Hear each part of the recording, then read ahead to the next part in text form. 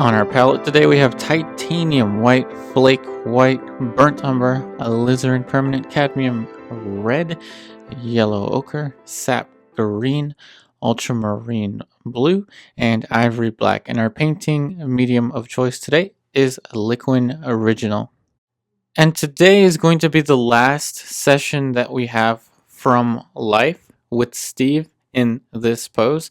So here is an image of Steve, and so we're going to kind of blink. So here is me blinking, and now we're returning to the palette. So again, this is going to be assimilating what it's like to work from life. So with the palette knife, I'm mixing up just the sap green, the burnt umber, a little bit of yellow ochre, and again, I'm mixing with my palette knife because I'm trying to get a very kind of a rich color mixture, and I'm just going to tint it a little bit with the alizarin permanent. So now we have put in a little bit of alizarin permanent, just trying to get a nice and simple mixture. So the goal for today is to basically approach the grand finale of this painting. So we're almost there. We're almost at the very end of this painting.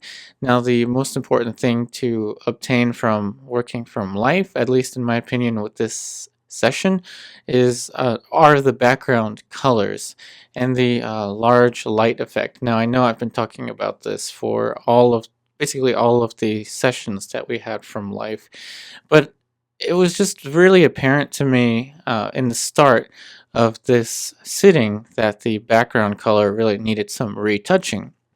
And that's why I said we're approaching the finish. We're almost there, but not quite yet. So after today, what I'm going to want to have are the large colors completely finished. And so that is this background color that we have. We're going to tweak it a little bit later on, making it just a little bit warmer, and we're also going to look at the background color behind the globe, and we're going to add in some more information into the globe later. I know that the globe, I know I didn't get all of the shapes quite right, and like I said yesterday, I didn't really want to copy it. I wanted to interpret the information just like I am doing with the rest of the painting. So here you see me just basically softening the edge around the facial hair and then sharpening the edge around the shoulder, very much just trying to observe the edge quality once again now that I'm retouching the corner of the portrait. And we're going to soften this little edge here too at the top of the hair. Now, one thing you will notice today in particular, there is much more glare on the painting. So the glare is very,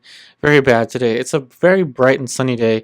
It's kind of sad that I don't like bright and sunny days in the studio because of the glare. But anyway, here we have Steve again.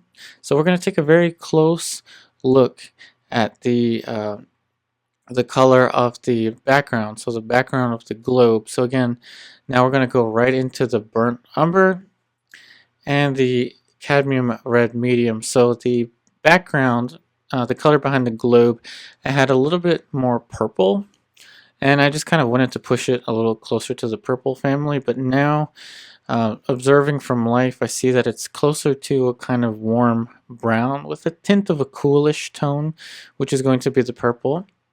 So now getting another brush, we're going to apply a little bit of the liquid original, add a little bit of burnt umber alizarin permanent. And now what we're going to mix is our basically our flesh tones. So with a little bit of flake white. So what I'm doing is I want the background color behind the globe, which we already mixed up.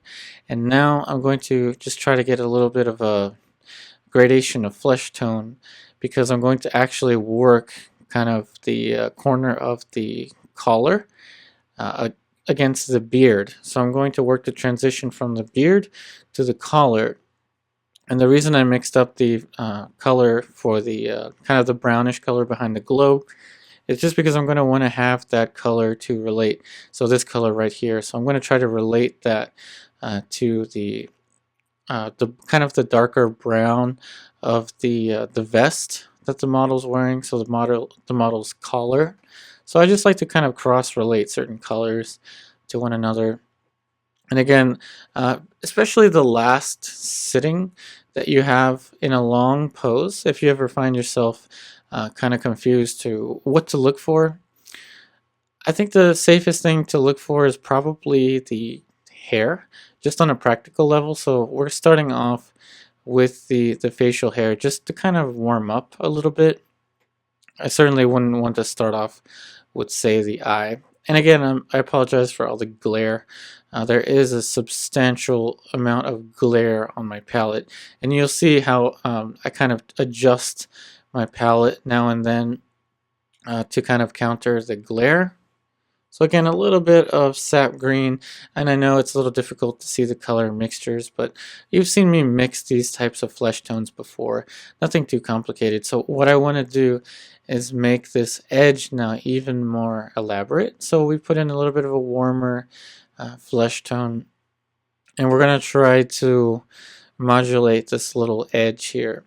And by modulate, I mean we're just going to adjust the softness around this edge. And I actually moved the camera a little bit to the side just so it wouldn't glare in the area that we're painting. So at this point I was very well aware of the glare, and now again it's glaring a lot because there's open windows behind me as I'm painting, and it's a bright and sunny day, and I love bright and sunny days until I'm trying to paint in the studio and there's a massive glare. But then again, here we are painting this darker value in the collar, and again it's pretty much the same color that I mixed up for the background behind the globe. It's just darker and a little bit more neutral, a little bit more earthy. So again, we blink, look again at the model. So this is just like it is to work from life. Remember, I'm trying to replicate what it's like to work from life. So back into the liquid original and the ivory black and a little bit of ultramarine blue. We're now going to mix up a grayscale. I was laughing at something. I don't know what I was laughing at. Oh, I think I was laughing at the fact that he didn't have the still life object, the one right in front of his beard in the shot. So that's why I was laughing at that point. So now with a little bit of Alizarin permanent, so we're going to tint it a little bit more purplish. So again, we're not always so serious, right? Sometimes it's good to laugh. Again, I think most people think that artists, in particular realist artists, are always so serious all the time, and we're really not. We really do enjoy having a good laugh now and then. So the beard, I want it to be kind of a gray, but kind of a warm gray, so that's why I'm actually kind of bouncing back and forth between the alizarin permanent, and I'll even add in a little bit of flesh tone, believe it or not, into the color for the beard. So again, I'm just trying to work those edges back and forth, and I hope that I'm not going to cover the footage too much. I did kind of move a little bit too close, almost blocking the shot, so hopefully I don't block any of the footage. Okay, I'm blocking the footage. Oh, but I kind of stood back, so it's okay. So now we're just softening this little transition between the bottom of the beard. I'm also kind of going to trim the beard a little bit because I feel like I just kind of exaggerated it a bit too much, and I think it's time now, since it's the last pose we have from life, to adjust it. So again, I think that it's really, really important to work from life as much as possible, but also to know what to look for in certain situations. So in the last pose in particular today, I was definitely looking for the most essential bits of information that I could handle at the time. And there's even going to be some little instances where we're going to take on very difficult things in today's pose. So I'll give you a hint, one of the hands. So again, there's going to be some things that I'm going to do in this pose that I wouldn't recommend to do in the final pose, especially with a long pose like this one. But remember, we have the photo references, and it's important to take your time and not rush anything. But I will admit, I was kind of rushing a little bit with today's sitting. You can kind of notice it as I'm mixing these colors. So basically that is a little bit of titanium white ultramarine blue, ivory black, and a little bit of alizarin permanent for the bottom shape of the beard. Now again, constantly moving my eyes back and forth between the model and the painting, I did notice, probably at this point, I did notice that it was time to kind of shave the beard to move that shape up a little bit, because I kind of did exaggerate it, I admit, probably a bit too much in the beginning and in the middle stages. Now remember, we're almost there, almost there. So after adjusting the edge quality, once again, between the facial hair and the vest, at that point I really knew that it was time to examine the background color once again. So returning to our model Steve, I will admit that this footage is quite limited, as well as the photo reference. The photo reference is quite limited because the color that we're observing from nature is much warmer and a little bit more rich than the color that we're seeing from our computer screens or our smartphone screens or whatever screen we're observing from. So this mixture is now a little bit more elaborate. So it's the burnt umber, the yellow ochre, the sap green. Now I do apologize for the glare. Like I said, it was a bright sunny day, so the glare was really, really bad.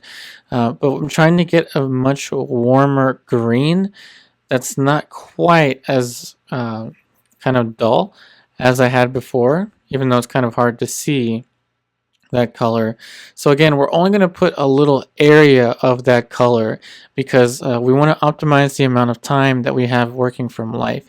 So what I want to do is get the color right next to the flesh tones, and then in the studio I will replicate those colors the best that I can and then fill in the rest of the background. So again, let's observe our model Steve and let's look at that color behind the globe. So now we're going to remix that color that we had mixed before, so the burnt umber and the cadmium red. And just like I did with the background color behind or adjacent to the flesh tones, I want to mix the color as faithfully as possible alongside a surrounding area, but not cover the entire background just because of the time.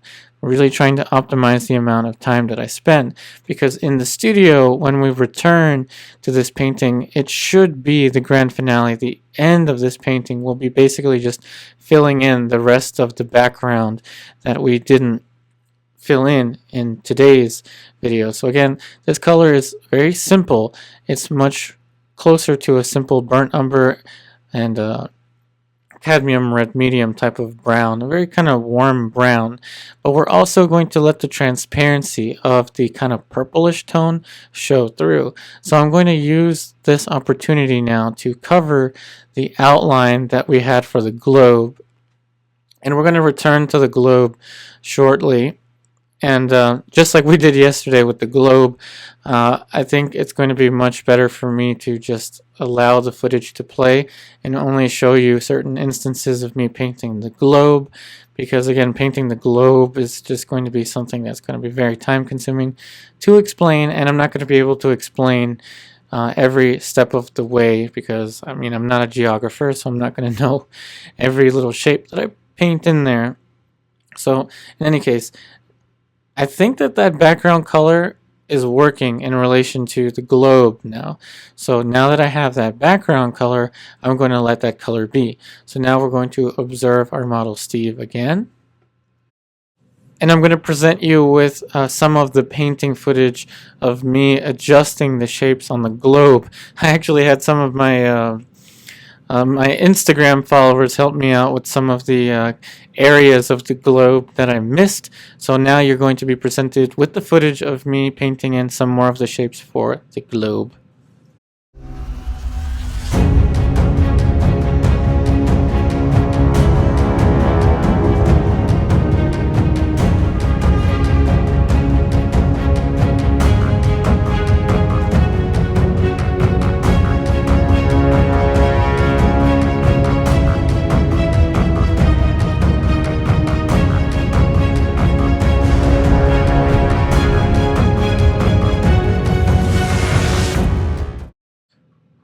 that was intense, wasn't it? So now we're going to observe the model again, and we're going to look at his flesh tones once again, and there's going to be something that's completely missed in the photo reference as well as the footage of our model from our camera.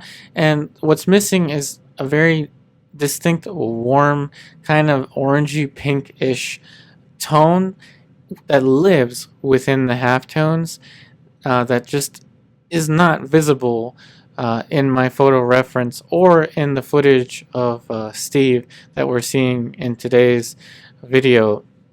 Just not visible, and I'm sorry that the paint is still glaring so much on my palette, but I assure you that the mixtures are no more difficult than Alizarin permanent, basically red, yellow, and flake white. And we're going to use the transparency of the paint to allow the warmth to kind of intermix, the warmth of this color intermix with the layers beneath. This warmish kind of tint to the flesh tone, in particular to the side planes of the flesh tones, is going to most likely be the final touches that we're going to paint onto the, at least onto the face. So again, it's going to be very simple, and like I said, like I usually say, the color is something that we can always adjust and we can always tint later on in the pose, and this is the later on in the pose where we are making these subtle adjustments within the hues. Very simple, very elaborate, subtle adjustments in the flesh tones for the face. But I assure you that that kind of warmth that I was seeing on the face, I actually asked some of the artists working alongside me if they saw it too, and they did. There was a much kind of a more warm, kind of a earthy, orangey, kind of pinkish tone to the side of the face that just wasn't evident in the photo reference. So again, that's why I think it's important to balance working from photo reference and working from life. So again, we're going to observe the model. And like I said, we're almost there. So I think that the ear might need a little bit more definition than what we initially had. So we're going to use the flesh tones that we had before, the warmer flesh tones, for some of the lighter shapes. And then we're also going to use some of the darker shapes as well. And again, I'm using two very small round synthetic brushes. I mean, they're not that small, but they're about size 2, around size 2 round synthetic brushes. So we're going to want a nice and dark, rich halftone, and we're going to use this to paint in some of the kind of the darker halftones surrounding the earlobe.